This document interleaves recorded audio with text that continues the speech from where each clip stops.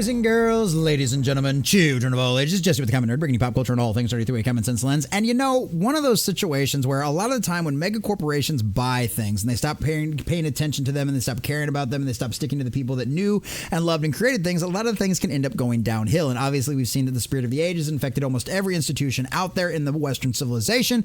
And of course, one of the big issues with the Wizards of the Coast out there is all of the Dungeons and Dragons debacles that they've had. Obviously, we saw all of the backlash they had with the one DnD stuff last year and them trying to change the Creative Commons license and all of that kind of stuff. And it just absolutely blew up in their face and put a very nasty stain on their name and for anybody wanting to be involved in any of the stuff that they're putting out there. Well, now a bunch of crazy executives out there who are possessed by the spirit of the age and a bunch of crazy decisions they've made to alienate the majority of their audience out there to try to track down and try to get some kind of modern audience that doesn't actually exist in any way, shape, or form. Well, needless to say, now, boys and girls, they are having to fire a whole bunch of people over there because of the very poor decisions that executives and creatives behind Dungeons and Dragons have made, and it's a tragedy to see, but hey, guess what? That's what happens when you work for a corporation that has gone completely and totally insane when it comes to their creative and executive decisions, and now, unfortunately, over 30 people have lost their jobs, and it looks like Wizards of the Coast is completely and totally abandoning any kind of idea of a D&D virtual tabletop because guess what? It has been a bunch of backlash going on with all of that kind of nonsense, and people don't want anything to do with it, especially when there's so many better options out there like Roll20 and so many others. Needless to say, the absolute insane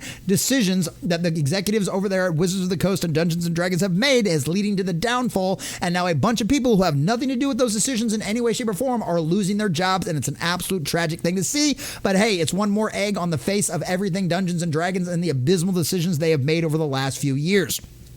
So we're going to check out this article from Fandom Pulse, getting all of the juicy details of exactly what's going on and what project all of these people were involved in. But before we do, if you do enjoy our content, hit that like button, share with all your friends, and subscribe or follow if you have not already, boys and girls, because we just crossed 1,600. We're on our way to 1,700, and I could not do that without every single one of you. Also, leave us a comment in the section down below. Did you have any interest in whatsoever in Dungeons and Dragons virtual tabletop from Wizards of the Coast? Do you think this is something that's actually going to be a success? Do you think it could be better than some of the things out there? Does it surprise you at all that they are now completely and totally abandoning this idea and laying off the majority of the people involved in the project?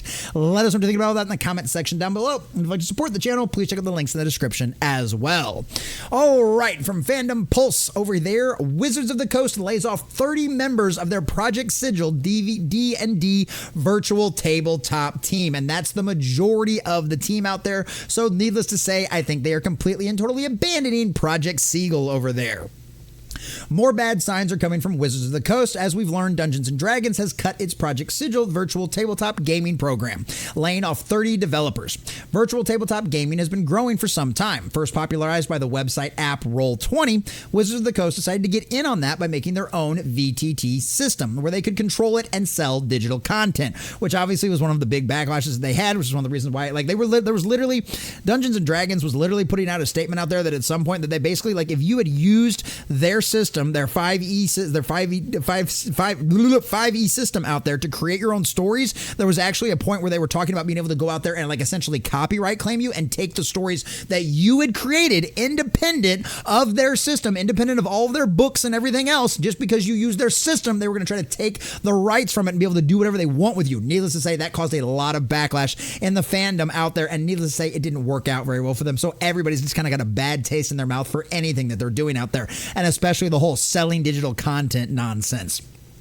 Many critics of the 2024 edition of Dungeons & Dragons say that the current rule set was created specifically with the VTT ports in mind, and that accounts for a lot of the stripping away of classic D&D feel to make it more algorithm friendly.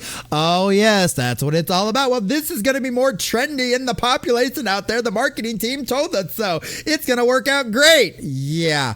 Apparently, not so much, considering all these people have now lost their jobs because of the idiot decisions you guys over there, the executive suite, have made. Recent sales data based on the USA Today charts also shows that the new edition is failing to perform among D&D players. We obviously talked about that on a video not too long ago about how it literally was like the lowest ever. It didn't even crack like the top 10, which is unheard of for D&D core rulebooks to go out there. Yeah, needless to say, fans didn't want nothing to do with that either. This comes after a year of controversy where Wizards of the Coast intentionally pushed a diversity, equity, and inclusion agenda on gamers, causing a number of players to tune out from the hobby entirely. And I mean, yeah, literally, they turned the orcs into some kind of representation of Mexicans out there. Like, what? Removed them from the freaking monster manual, like all this kind of crazy insanity stuff. Yeah, needless to say, did not go over very well with a general audience out there. Once again, they were trying to chase an audience that simply does not exist. Otherwise, their new core rulebook would have been selling gangbusters. But guess what? Most people don't want any part of your cult identity politics nonsense. Now it appears if D&D is giving up on having a virtual tabletop edition. First reported by YouTuber Diversity and Dragons, the company is apparently shutting down their projects Sigil, VTT, and laying off a large portion of its employees. Diversity and Dragons says in the video that they're leaving a skeleton crew still in the department to completely wind it down, but the VTT is for all intents and purposes canceled. So yes, ladies and gentlemen, they have given up on it. They have shut it all down. They want no part of it in any way, shape, or form, because guess what? All of the Backlash knew this wasn't going to work out, and Wizards of the Coast and Hasbro as a whole are kind of broke right now. They're not in a great financial spot. There was reports from Hasbro's own earnings reports not too long ago about how they have massive amounts of stock on the shelves because people over like the Dungeons and Dragons and Wizards of the Coast lied to them about the kind of demand that there would be for these things. So now they literally have warehouses full of merchandise that they cannot sell. And now there's a lot of their investors that are super upset about it. And obviously now obviously this all lines up with the numbers we got from the new core rulebook that they released last year that isn't selling. Nobody wants it. Nobody's buying it. So obviously a virtual tabletop was not going to be a great idea that was going to work in any way, shape, or form for them at all. So yeah, now they've canceled it. Unfortunately, a lot of good people have probably lost their jobs. But if they're really good at their jobs, then guess what? They'll be able to go out there and find something else. Trust me, Wizards of the Coast ain't the only game in town, especially for this kind of development out there. His news was confirmed today as senior writer, game designer, and team lead Andy Collins posted.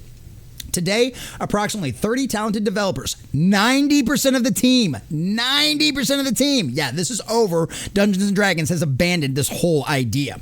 We're laid off from Sigil, the virtual tabletop, team at Wizards of the Coast, including yours truly.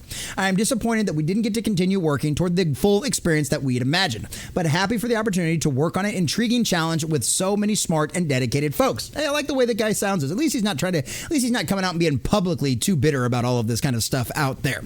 I wish my former colleagues success in the future endeavors. I'm also pulling for the crew left behind, who will do their best to keep improving and iterating the experience we shipped last month. Yeah, needless to say, doesn't sound like there's going to be many more updates with this going forward. They're basically just going to shut it down and abandon it. It might have launched initially. It's not going forward. You're not going to get any new content from it. They're done. They're finished.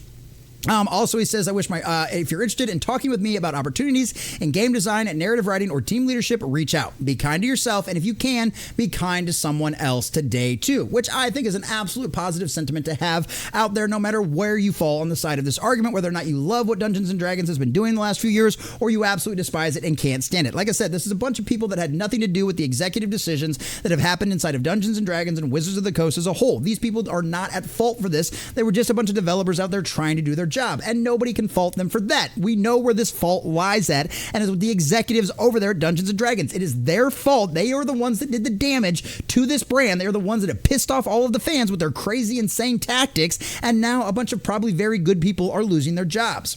So it appears to be another bad sign for Dungeons & Dragons and Wizards of the Coast tabletop after Hasbro's financials revealed that most of the department is being carried by digital licensing and not their actual tabletop products from D&D and Magic the Gathering. So literally things like Baldur's Gate 3 and like the Magic the Gathering like mobile games and all of that kind of stuff. Literally the only thing that's keeping that afloat is its licensing fees for very much better products. I mean, I didn't play Baldur's Gate 3, but I heard nothing but good things about it, and it just makes me want to go out there and play it. Obviously, that is based on the Dungeons & Dragons universe out there. That is the only thing that is being successful, and guess what? Those stories and all of that handling isn't controlled by all the insane activists over there at Dungeons & Dragons development team. No, they're independent third parties that actually respect and love the world of Dungeons & Dragons and are actually giving you a good and proper representation of it, unlike what everybody over there at Wizards of the Coast is currently doing. Diversity in Dragons urged fans not to celebrate this as a win, however, stating that many of the people in this department were not the woke weirdos responsible for this iteration of Dungeons & Dragons, and that there was a lot of good, normal people who lost their jobs, which is what we've been saying from the very beginning of the article. But it does have to do a lot with all of the woke activists that currently are involved and direct all of the Wizards of the Coast stuff. I mean, literally, you've got their own head of development out there saying, you know what, we really need to make this to where I shouldn't be the average D&D player. People like me that look like me shouldn't be playing D&D. We should step aside for other people, while needless to say, keeping his very cushy and very well-paid job out there while not doing anything. He could easily step aside and give his job to some other diversity, inclusion, and equity hire, but no, he's not doing that at all. He's just a hypocrite giving a bunch of lip service. And unfortunately, all of that lip service and all of that identity politics nonsense that Dungeons & Dragons and Wizards of the Coast have been pushing over the last few years has absolutely blown up in their faces. Their own financial reports say that their tabletop stuff is not selling. The cards aren't selling, the books aren't selling, the miniatures aren't selling. The only thing that's selling is the stuff that they've licensed out to other people, i.e. video games, mobile apps, or potential movies and television shows. We know that they've got a Forbidden Realms series coming from Netflix. I'm sure Netflix paid a good chunk of money for the rights to that kind of thing, but literally all of this stuff is not going to sell. And unfortunately, a lot of probably very good people have lost their jobs because the executives over there at Dungeons & Dragons have decided to go completely and totally insane and chase this new modern audience that simply doesn't exist, and it doesn't show up and buy any of their stuff. If they only would have stuck to their core audience, given us a good fantasy with good role play without a bunch of crazy, insane identity politics and all the rest of the nonsense, they would still be succeeding just as well as what they want. But they wanted to go mainstream, only to find out what they thought was mainstream does not exist, and the majority of the players do not want anything to do with it. And then after all of the debacle of all of the missteps they made last year, well, guess what? D&D is officially giving up on its Project Sigil, which of course was its own online tabletop option. And honestly, I think it's probably the best for everyone, because I'm sure it was just going to be another giant waste of money that all of the fans were going to hate and despise. Needless to say, it's sad to see that a lot of people are going to lose their jobs over it, but at the end of the day, go woke, go broke exists for a reason, and because of the executives over there have gone completely and totally woke, guess what? There's a lot of good people out there losing their jobs. That's not fair to them, but hey, I count it as a win, boys and girls, because it does just show you how broke Dungeons & Dragons is, and they cannot continue down this path forever. After all, eventually you do run out of other people's money.